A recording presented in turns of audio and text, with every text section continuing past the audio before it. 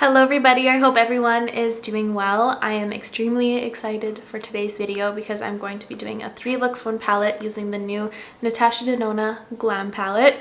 I was so excited to see this on Trend Mood because it is all cool tones. I will say I was a little bit hesitant towards this palette when I first saw it online because it pulled a lot warmer in photos, but once I got it in person, it pulls super cool toned. There's only a few colors in here that have a little bit of warmth in it, but I think that really rounds out a cool toned palette. So I'm really excited to show you the 3 looks I came up with, and keep tuned for the end of the video for my first impressions and my first review using this. So before I get into the 3 looks, I would love for you to subscribe if you aren't already. It would mean so much to me, and let's get to it. Okay, so I'm going to first start off with a more simple eye look, and then I'll glam it up as I go on. So the first color I'm taking is Crease on a Smith 232, and I'm going to be putting that in the crease. I will say that I'm not a super fan of how she named the shades in this palette. I know it might be easier for people who don't really use cool tones,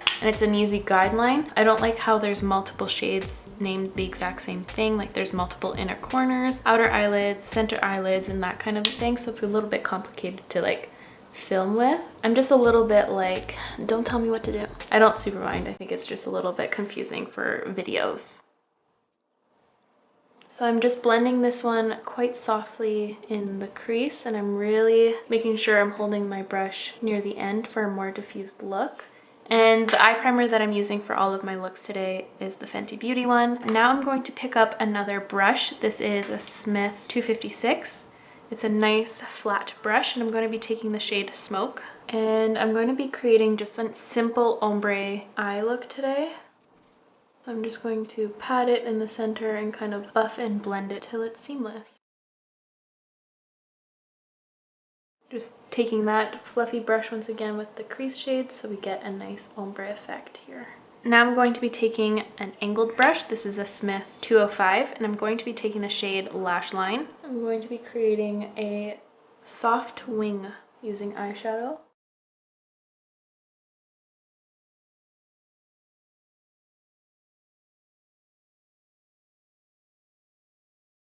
I'm not taking it all the way into the inner portion, and you could totally leave it at this. I think this looks stunning, but now I'm going to be taking a brush like this. Where is it? This is a Moda Pro pointed liner, so it's a little bit thicker than an average eyeliner brush. Here's an example. So I'm taking this and I'm dampening it with some setting spray, and I'm using the shade Outer Eyelid. This is one of the shadows I was most excited to use from this palette. Looks like a beautiful gunmetal shade, and I'm going to be using it kind of like an eyeliner, kind of continuing where we left off and a little bit on top of it so it blends seamlessly. And I just added this for a little more interest. If you have a super neutral eye look, a colorful shimmer shade would look really cool too. I think this is just a fun, simple way to add a little bit of something, you know? And then I also took a little bit of the shade Inner Corner, the more silvery one, and I popped that right in the centermost of my eye, right above my pupil. And then I layered a little bit more of Outer Eyelid once again, just to kind of bury that, but still bring some dimension through it. Then I took just straight, oh, I'm getting a call, one moment. You may want to write down the following information. Okay. Are you ready? Yes, I'm ready. We have a shipment for you. You can pick it up at 609 Church Street, Toronto. But I just hung up. I don't live in Toronto. Where was I? Oh yes, I just put Inner Corner in my inner corner.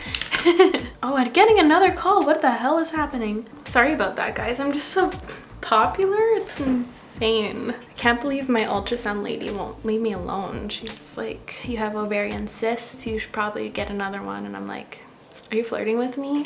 Anyways, now I'm going to jump back in to the shade Smoke. This is a ColourPop E10 brush, and I'm just going to bring this all along the lower lash line. And now I'm taking the shade Crease, bringing that all along the lower lash line. But in all honesty, medical stuff freaks me the hell out. Like, I still am going to be begging my mom to come with me for my ultrasound. I just pass out. I don't get it. I pass out for that, or if I have to get my blood drawn, pass out. I'm a huge baby. I need a sticker at the end. I cannot do it. So I'm kind of freaking out now that I have an ultrasound soon. So if I sound anxious, it's because I am. But anyways, I'm just gonna quickly pop off camera, put on some mascara, and I will be right back. So here is the first look all complete. I really like how this turned out. I think the simple little pop of shimmer adds some interest in a unique way, but it's still very simple to achieve. So now let's move on to the next look. I quickly wanted to show you what this eye look looks like zoomed out. I feel like you could pair this look with a very bold lip if you'd like, or a nude, obviously, whatever you're feeling like. I decided to use this MAC Powder Kiss liquid lip color in the shade Date Maker. It's just like a simple neutral peachy shade that I think suits this look, kind of tones it down a little bit. It adds some warmth back into the makeup. I really like it. So now let's move on to the second look. Oh man, I feel like I'm filming at midnight. It's been so gloomy around here. It's so weird. But anyways, first step in the second look, I'm going to be taking the shade Crease once again, and I'm going to be blending that softly in the crease. So far with working with this palette, I feel like the names kind of throw me off of my creativity a little bit. I feel kind of constructed to place the specific shades in the specific area she wants. I don't know. So I just have to kind of block the names out and just go for it, which is kind of a silly thing. Now I'm going to be picking up this brush. This is the Royal & Langnickel Smudger brush, taking the shade Smoke. And I'm going to be doing a little halo eye with this. So I'm going to build it up on the outer portion. And I'm also going to bring that in the inner. Just taking my finger and lightly tugging at the edges of where I place that, just so that I have a smooth transition into the shimmer shade I'm going to be adding later on. And I'm also going to take a little bit of Smoke and kind of bridge this gap right here. And this one, I was aiming for it to be a little bit more smoky. My goal with this was to make my eyes look as mysterious as possible. I'm now going to incorporate some of the shade Lash Line, and I'm going to be defining where I place that just a little bit more in a detailed manner, also in the inner portion.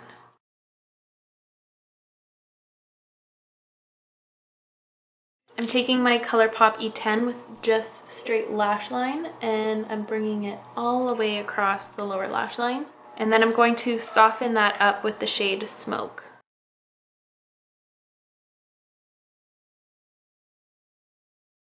Now I'm going to take some time to layer up some shimmers. I'm first going to take the shade Brow Bone, and I'm going to apply that on my brow bone. I'm now dampening this brush once again, the pointed liner, and I'm going to be taking that Brow Bone shade, and I'm going to be placing it right here on the lower portion. And I always dampen my brushes when I'm working on the lower lash line, just so I don't get any of the shimmer in my eye. I'm just taking my finger just to tap that in a little bit. And for the center of the eyelid, I'm taking Center Eyelid. Oh my god, I feel so sarcastic. I'm sorry, you guys. I'm just going to pat this on with my finger in the little blank area, tapping over the edges onto the matte area just so that it gets very seamless. And I also layered some of the inner corner shade in the top row right on the center to bring a little bit more dimension. And this has a touch of warmth in it as well, so I thought it just made an interesting shift to the look. I really like that. And I also use that shade as its purpose in my inner corner here. Plus that top row inner corner shade has a little bit more chunky glitter in it, so it just adds another layer of interest, I find. Okay, so that's perfect. I'm now just going to pop off camera, apply my mascara, and I'll show you the final look. And here is the second look all complete. I absolutely love how this one turned out. I think it's very smoldery and sexy almost. I really, really like it. And here is this look all zoomed out. I decided to pair this one with the MAC Oak Lip Pencil and the Tower 28 Cashew Lip Gloss. And it does the same thing as the last lip pairing. It kind of warms up the complexion a little bit, and it's just very flattering, I find. I really like how this one turned out. Ooh! Love Time to sadly wipe this off and move on to the third and final look. Okay, third and final look, and I went full glam. So I first started off with the shade Blend, and I blended that into the crease. And I wanted a more extended eye shape this time, so I kind of over blended my eyeshadow in this area here towards my temple. Then I took this mysterious brush, I don't know what it's called, the label rubbed off, but I'm going to be taking the shade Smoke, and I'm going to be defining this area right here all the way into the inner portion. Now I'm going to be taking a brush and the shade Transition, which is not super much of a transition shade in my opinion, it's just more of like a setting shade. So I'm just setting the entire lid right here. Okay, so now I'm going to take an eyeliner pencil. This is the Makeup Forever Aqua Resist Color Pencil in the shade 3 Iron. And it's my first time using this pencil, and I definitely tried to sharpen it, but it is a twist top. I'm running this along the waterline. And I'm going to kind of smoke it out right on the outer portion, taking my ColourPop E10. And I'm gonna bring this kind of in a flicked out shape. I'm now taking a little brush. This is an Anastasia A28, and I'm going to be picking up some product right off the pencil just for more precision. And I'm going to be covering this with eyeshadow to make it a little bit more smoky, so it's okay if it's not the cleanest.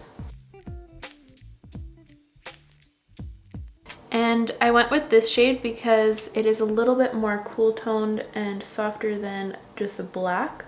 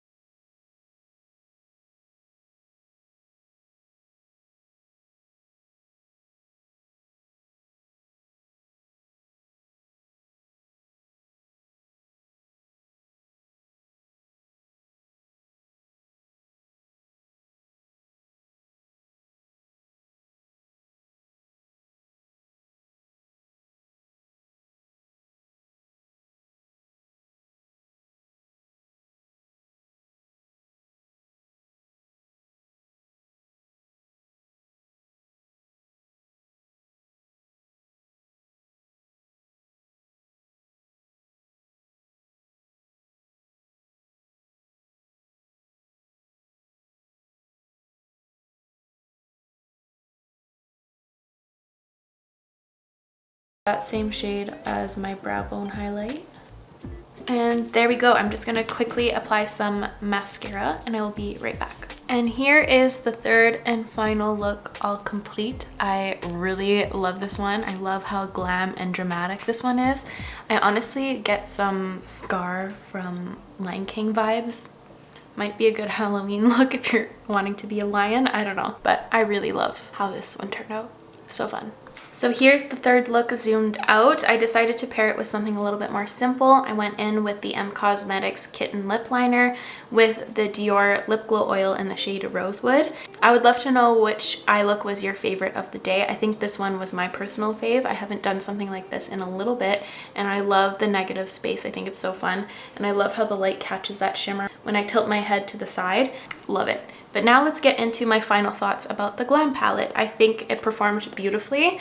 I didn't have any issues whatsoever. None of the shimmers hard panned. The mattes performed beautifully. They're super creamy and easy to blend out, but they're still very pigmented. It's definitely the standard Natasha Denona textures, which I really love. But now I'm going to get a little bit picky. I do wish there was a few more matte shades in here, and I would have loved to see a more cement leaning color, but I guess I do have that in the Biba palette with these two shades right here. I just wish personally that there was something in there. I feel like that would have been quite unique to this palette. Comparing it to my other three Natasha Denona palettes, I will say that this isn't my favorite. I think if I were to rank them, it would of course be the Biba first, then the gold palette. I love this one so very much. Then I think it would be the bronze palette, then this one. But overall, within my entire eyeshadow collection, this will be a palette that I do really enjoy. I think this is at the bottom of my favorite Natasha Denona palettes just because there isn't as many of those fun textures that I love so much from her. I really wish she included a few of her cream powder formulas. Those are some of my all-time favorite shadows to work with. I think they're very versatile and very user-friendly, and I was really hoping that she would bring back this formulation right here, the Sparks formula, because these are just really beautiful toppers. They just bring an extra dimension to the look, but I guess I could reach for this one if I wanted to add it. I just wish that there was a multitude of textures within this one. I think there's only 3 in here. There's her matte formula, her shimmer, and a few of her metallics. I just wish there was a little bit more to me personally. And I personally don't find that this one is the most unique palette out there. I know a lot of you wanted to see it compared to the Sultry palette, so I'll put them side by side. Here they are together. Here, now you can really see the tones. Looking at them together, they look quite similar, but when you actually swatch them, the Sultry palette pulls a lot more warm, whereas this one's cool, which I do really like that. And I don't think that you can get the Sultry palette anymore. I think it was a limited edition for a holiday palette, I think. And honestly, for me personally, I adore the Natasha Denona formula a lot more than the ABH formula. I find that the ABH one can be a little bit chalky and dry and crumbly, and I'm not a super fan of the ABH shimmer formulation. I feel like they fade during the day. So personally, I do prefer the Natasha Denona GLAM palette over the Sultry, and I see myself using this one a lot. I just wish that there was a little bit more within this one and a more equal ratio to shimmers to matte. I think that's my only disappointment, is that I wish there was more of her fun textures in here. I'm excited to create a look in conjunction with the Biba palette with the cool tones in this row right here. I feel like I can create something really unique and interesting. So to wrap that up, I am really happy I decided to pick this up. It's money well spent in my books. I see myself using this one a lot. I just wish there was a little bit more. So those are my initial thoughts. Keep tuned for my monthly roundup. With that said, that is all for me today, you guys. Thank you so much for watching. I really hope you enjoyed today's video and found it helpful and inspiring. If you did, please give this video a like. It would help me out so very much. I'll make sure to link all of the products I used in today's video, as well as the ones I used off camera, and I will catch you guys in the next one. Love you. Bye.